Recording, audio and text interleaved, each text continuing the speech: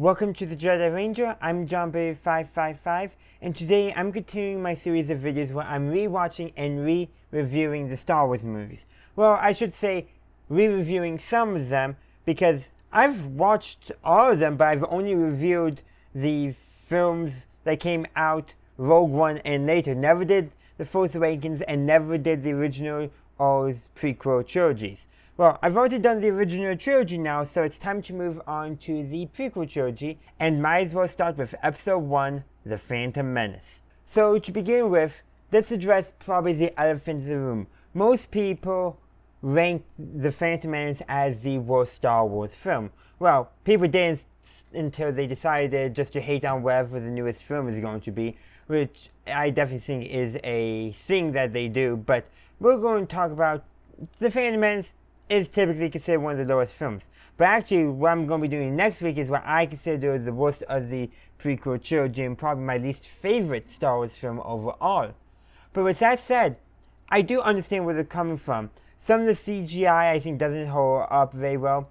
And Jar Jar, well, his future appearances in the Clone Wars and Attack of the Clones, Revenge of the Sith, and external in other media like books and that, I think portray him much better. The Clone Wars still lean into more of his goofy and clumsiness like the Phantom Menace did, but it seems like they did a better job at conveying that to us, the audience, and making it feel more endearing than annoying. Jar Jar, I can understand why rewatching this film, like, yeah, some of his clumsiness gets over the top and it gets repetitive, so eventually comes to a point where you're just rolling your eyes at it because it's not really funny slapstick humor anymore. Also, I can't believe they did a fart joke in this movie. I did not remember that. I must have been blocking it out. I hate those kinds of jokes because they're low-hanging fruit, to put it easily. But with all that said, there's another factor that I think a lot of people complain about with the Phantom Menace. The fact that it is set so far off in terms of time jump-wise from Attack of the Clones. And you know what? That is somewhat valid. I don't think it's that much of a problem because it doesn't really impact the story, but, maybe if it was done differently, age Anakin up from 9 to like 11 or 12, and the jump would have been about the same as the jump between the first movie, which I don't know why I was blaming there, but between Episode 4 and Episode 5, which was about a 3-year jump. Aging Anakin up 2 years would make the jump about the same. And actually, I do kind of wish Anakin was a bit older so that way him and Padme are a bit closer in age. But with something like a 5-year age difference, and I don't think Padme started having any feelings toward Anakin until later in life, but we'll talk about that in the next film. But with all that said, I still think The Phantom Menace is actually a pretty decent film. It's enjoyable. Yes, there's some of the humor doesn't hold up that well, but I think the drama does pretty good. Suspense, action, all that stuff I think holds up pretty good, minus some of poorly aged special effects. And by the way, there's a lot more practical effects than computer effects in this film than a lot of people remember. Just wanted to point that out though.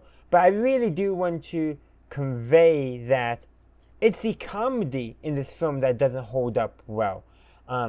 Okay, lots of people still laugh at fart jokes, and I just don't like party humor. I just don't. It's not for me. But it's all in the humor is where this film falls, not in anything else. Drama, suspense, like I mentioned, action, all do a really good job. I also love some of the parallels as well between this film and the other Star Wars films. Like, for example, in the ending scene, we get to see Anakin, then we see R2, then we cut to Padme, and she smiles just like Leia smiled after the scene in Star Wars A New Hope, in the celebration scene where, all of our main characters look over at R2 and C-3PO. Like, there's some callback there as well.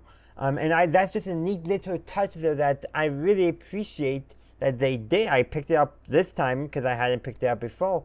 But it's that subtle thing that I just really like.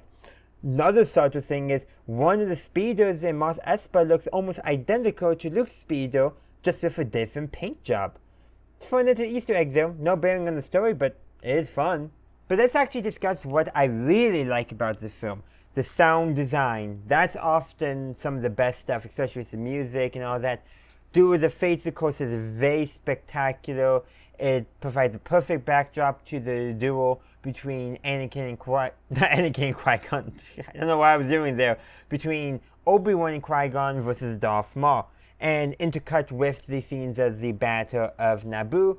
I honestly think it's very well done. I remember with it was one of the looks, special looks from after the Mandalorian. I think it was, or I think some behind the scenes look on Disney Plus where Filoni gets his take on Duel of the Fates and how it's basically the outcome of that fate determined the direction that Anakin's life would go.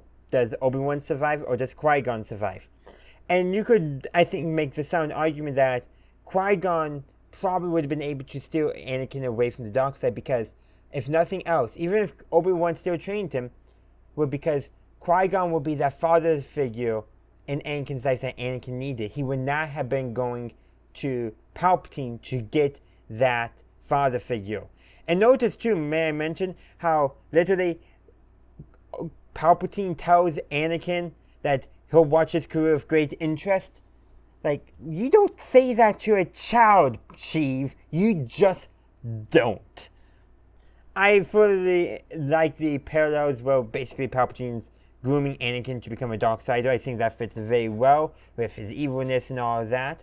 But, like, you don't say that. And I do think Anakin missing his mother. Obi-Wan was more his brother. Literally, that's reinforced in Revenge of the Sith. We'll get there eventually in the Clone Wars as well.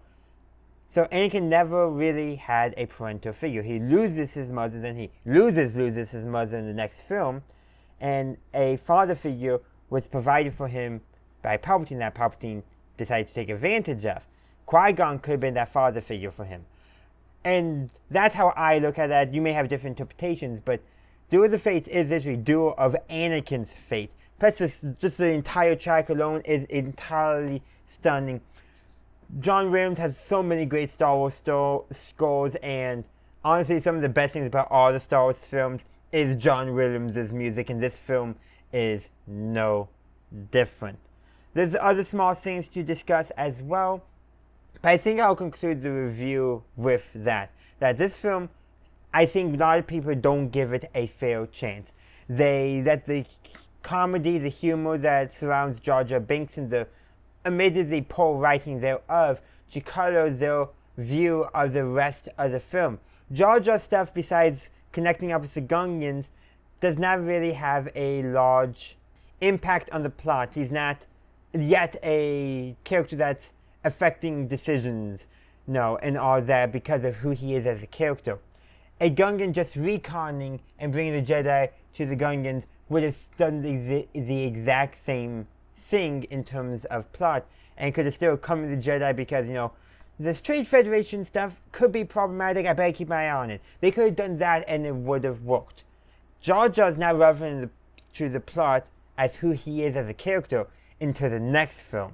And I bring that up just to show that Jar Jar in this film, people judge him and then judge the film because of him, and not actually look at the film beyond Jar Jar. And I want to ask you guys to consider that as well. But those are just my thoughts. I would love to hear your thoughts in the comment section down below. Thank you for watching my video. I do hope you enjoyed it. If you did, please be sure to give this video a like and share. Also, consider subscribing to my channel to stay up to date on all my latest content. In the meantime, thank you for watching, and as always, have a good day, a good night, wherever you are. May the Force be with you always.